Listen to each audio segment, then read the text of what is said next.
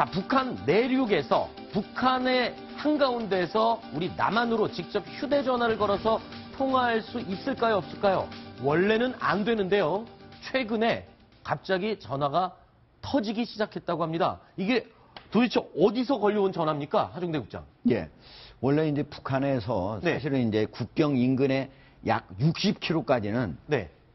중국에 있는 기지국에 사용해가지고 우리나라에서 북한도 통화가 가능했습니다. 네. 원래는 가능했었는데. 예. 지금 그런데 이번에는 60km 그 안쪽으로 들어오더라도 네. 전화가 되는 경우가 있었다는 겁니다. 원래는 지금 북한에서는 이 내륙에서는 전화 내륙에서 통화가 되지 않도록 방해 전파를 쏘도록 돼 있었잖아요. 예. 근데 그게 그럼에도 해제가 됐다는 불구하고 거잖아요. 이제 중국의 이 주변 쭉 경제 지역에 네. 기지국이기 때문에 그거를 활용해서 이제 우리가 아하. 통화가 가능했던 거거든요. 아하. 그런데 그거는 거의 한도가 60km까지였어요. 근데 네. 최근에는 그 안으로 들어가더라도 전화가 걸리는 경우가 있다는 겁니다. 네. 다만 지금은 제가 오늘도 확인해 봤는데 평양에서 만약에 지금 현재 중국 전화기를 가지고 우리나라로 전화하면 전화가 안 됩니다. 네.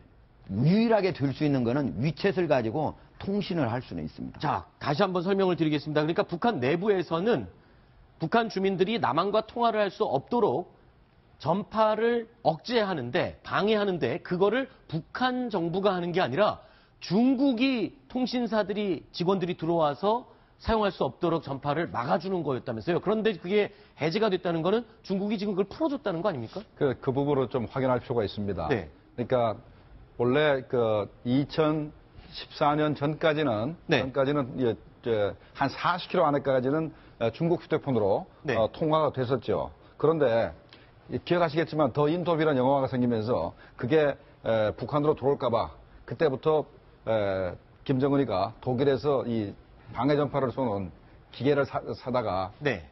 재밍하기 시작합니다. 네. 그래서 중국의 전파들이 통화가 안 됐었어요. 네. 통화가 좀 많이 안 됐고 그 바람에 중국 국민들도 굉장히 그 통화의 품질이 나빠졌기 때문에 네. 북한에 항의를 했었고 네. 그런데 아마 중국 기술자들을 북한에 초청해다가 너희들 봐라. 당신들 전파가 너무 세니까 우리가 이제 통제가 안 되니까 당신들 전파를 좀 약하게 달라 해서 아마 국경 지역에서 중국이 북한으로 넘어가는 전파에 한해서 전파를 약하게 하고 그다음에 이제 전파가 발산되는 방향을 북한 쪽에서 약간 틀어가지고 네. 내륙 쪽으로 해서 그렇게 양해를 했었을 가능성이 있으나 네.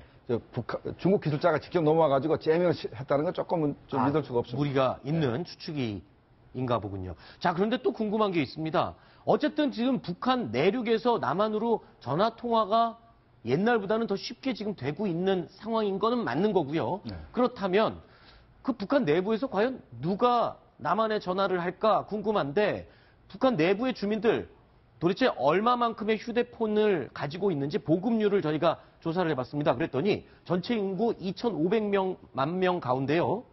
370만 명이 보유하고 있었습니다. 인구의 약 15%가 보유하고 있다는 건데 글쎄요.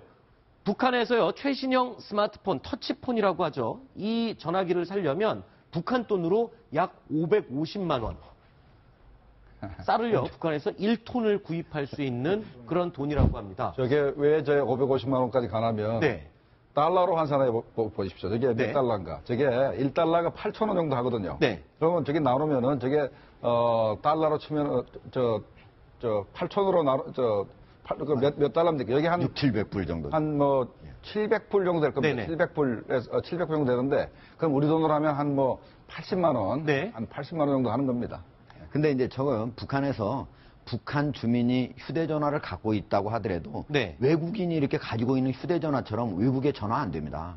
이 외국에 전화를 하려면 북한의 국제선을 이용해야 되기 때문에 북한 사람들은 외국 전화 안 된다 이렇게 볼 수가 있는 거고 설령 이걸 가지고 북한에 가지고 들어가잖아요. 중국 제가 휴대폰을 가지고 가더라도 국제전화를 하려면 중국의 국제선을 써야 되면 바로는 되지 잘 않아요. 그러니까 북한에서도 최근에 나온 어느 제품은 중국 통신회사의 유심칩으로 갈아 끼면은 남한과 통화를 할 수는 있다고 그렇게 알려져 있죠. 그러니까 북한 내부 전화기로는 남한과 직접 통화가 되지 않는 거고 중국의 기지국을 활용해서 이제 그렇죠. 남한과 통화를 하는 것이다.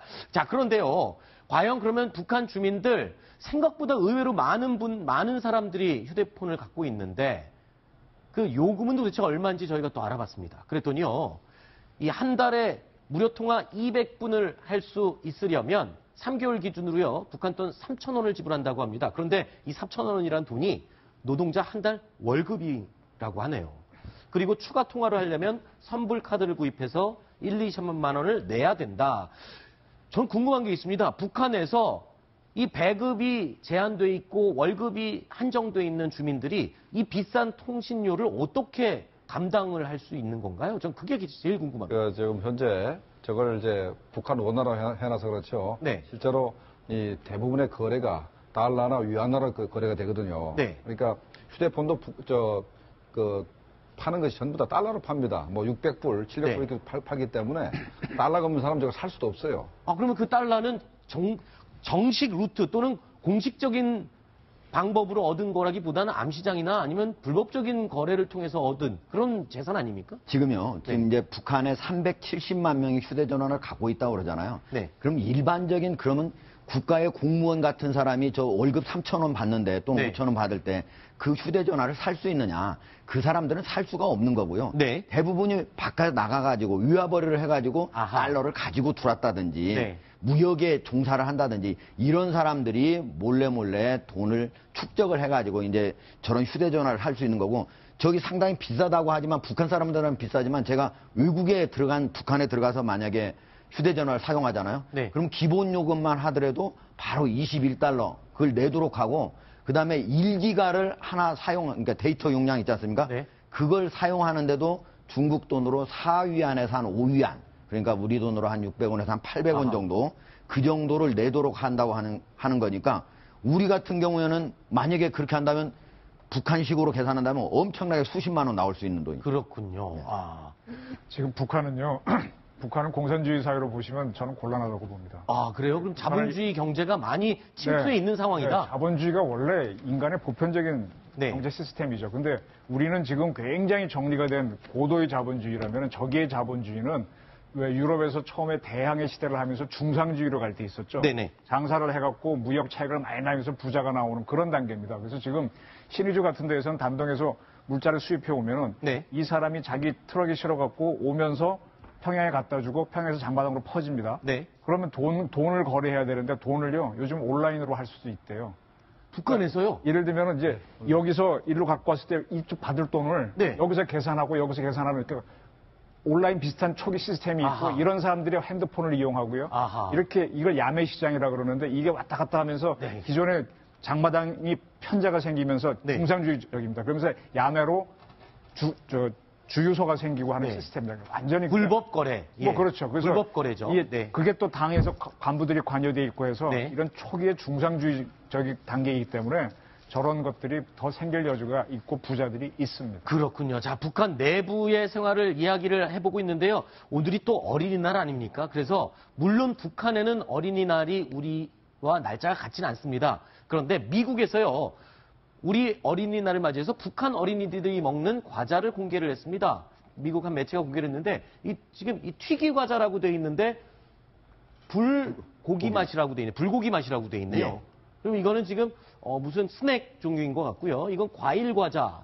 이게 과일 우리식으로 하면 프루츠 쿠키 뭐 이런 예. 정도가 되겠네요. 나머지 좀 설명을 해주시죠. 이건 뭔가요? 예. 이게 이제 아마 미국의 기자가 4월 15일이 태양절 네. 김일성의 생일 아니었습니까? 네. 그래 이제 그때 평양에 아마 취재 갔을 때 네. 여러 북한의 과자들을 모아가지고 한번 맛을 봤던 모양입니다. 그래가지고 네. 그게 미국 LA 타임스의 인터넷판에 이제 오른 그런 내용인데요. 네, 이게 거기에 10가지 과자를 쭉 소개를 하는데 지금 이제 화면에 5개의 과자가 나오는데 지금 목화사탕, 바나나 목화사탕 같은 경우에 바나나 카툰 캔디라고 네. 영어로 이렇게 써놔놨다고 하는데 사실은 이제 목화처럼 약간 바삭바삭하는 그런 맛이 있다고 그러고요. 네. 그런데 점수를 10점에서 가장 좋은 맛이 좋으면 10점으로 해놨는데 대부분 4점에서 2점으로 했다는데 가장 점수가 안 좋은 게 거기 왼쪽 아래에 있는 깨강정입니다. 네, 깨강정은 뭐 예. 전통 과자인데 예, 깨강정인데 우리는 예. 맛을 상당히 좋아하는데 미국 사람들은 그렇게 저 그렇죠. 맛을 그렇게 싫어했는데 가장 점수를 2점으로 낮게 줬고요. 네. 탄산 그 단물 네. 저거 이제 콜라인데 네. 그걸 이제 콜라를 그대로 이제 우리 뭐 코크 해가지고 그걸 그대로 이제 우리말로 해석을 해놨는데 이렇게 써 있네요. 저- 코코아 향이라고 써 있고요. 탄산 단물이라고 되어 있습니다. 탄산 단물. 그러니까 콜라를 코코아 향이 나는 탄산이 들어있는 코카콜라이기 단물. 때문에 코코아 네. 맛이 나는 네. 탄산 단물이다. 근데 저거 점수 상당히 잘 줬습니다. 아, 그렇군요. 저건 5점인가 줬어요. 그러니까 네. 잘 줬습니다. 네, 10점 만점에 5점이요. 예. 지금 미국 기자가 평양에 가서 저런 과자들을 이렇게 촬영을 해서 이제 내보냈지 않습니까? 네. 그러면 이제 전 세계가 착각을 하는 겁니다. 네. 북한 주민들이 또는 평양 시민 전부가 아하. 그런 과자를 접할 수 있다 생각하는데 아하. 저게 극히 제한됐기 때문에 네. 저게 뭐 평양 시민의 몇 %가 접할 수 있는지 모르겠습니다만은 네. 저거는 중국에서 수입된 그 기계 몇 대가 시범적으로 만드는 과자지 네. 북한 주민들이 일반적으로 먹을 수 있는 과자가 전혀 아닙니다. 알겠습니다. 그러니까 김정은 정권은 태양절을 맞이해서 외신 기자 200여 명을 초청했던 이유도 이런 것들을 통해서 세계에 널리 홍보하기 위한 그 수단의 이용이 됐던 거군요. 알겠습니다. 자, 김정봉 전 NSC 정보관리실장님 그리고 이정훈 동아일보 출판국 편집위원님 두 분은 여기까지 이야기를 듣기로 하고요. 이어지는 순서에는 길진균 동아일보 정치부 차장 그리고 노은지 채널A 정치부 기자 두 사람이 수고해 주겠습니다. 오늘 말씀 고맙습니다.